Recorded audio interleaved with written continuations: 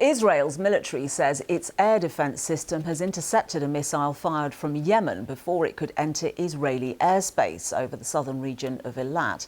The attack comes after Israeli fighter jets carried out airstrikes on Saturday on the Houthi-controlled port of Hodeidah in Yemen.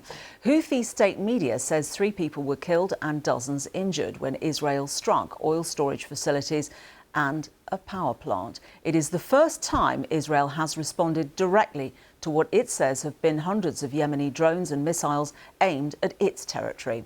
The Israeli Prime Minister Benjamin Netanyahu says the operation shows Israel would reach its enemies no matter where they are. From the beginning of the war, I made it clear that Israel would harm anyone who harms us. And so earlier today, I convened the Political Security Cabinet. I asked them to support the decision I brought to attack the Houthi targets in Yemen. The port we attacked is not an innocent port. It was used for military purposes. It was used as an entry point for deadly weapons supplied to the Houthis by Iran. Well, let's now speak to, that was Benjamin Netanyahu. Let's now speak to our correspondent in Jerusalem, Barbara Plett-Usher. Barbara, this is a very important turning point, these direct attacks on the Houthis, isn't it?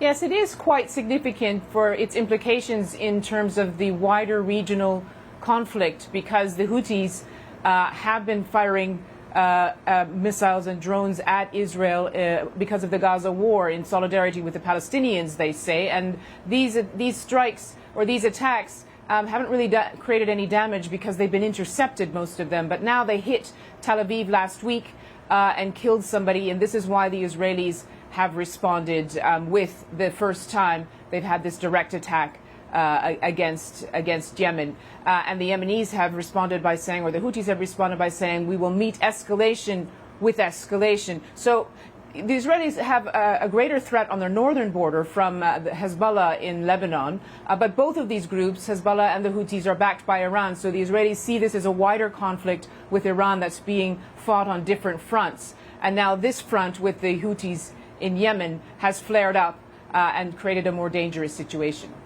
And the wider context, of course, is these attacks on ships in the Red Sea and the Gulf of Aden.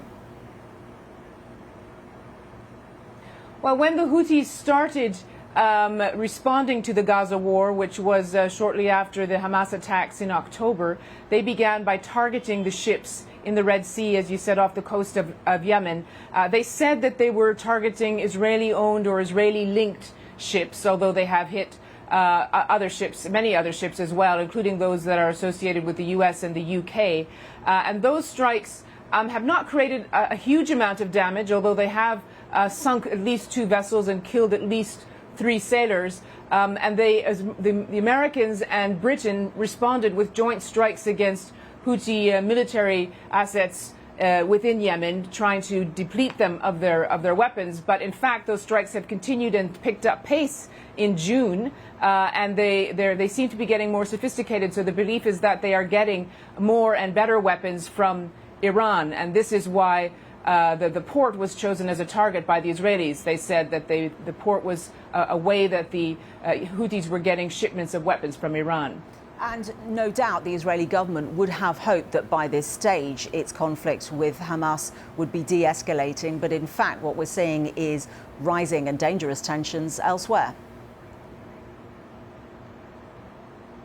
Yes, that's right, which brings us back to the point that if there was a ceasefire in Gaza, if the fighting or the war there would stop or at least pause, then the regional implications would also tone down. Hezbollah, for example, has said that if the fighting in Gaza stops, then it will also hold back on its targeting of Israel. And there had been increasing hopes in recent weeks that the 2 sides were getting close to a ceasefire deal that would involve several phases. But that would involve the release of hostages and at least a pause in the fighting.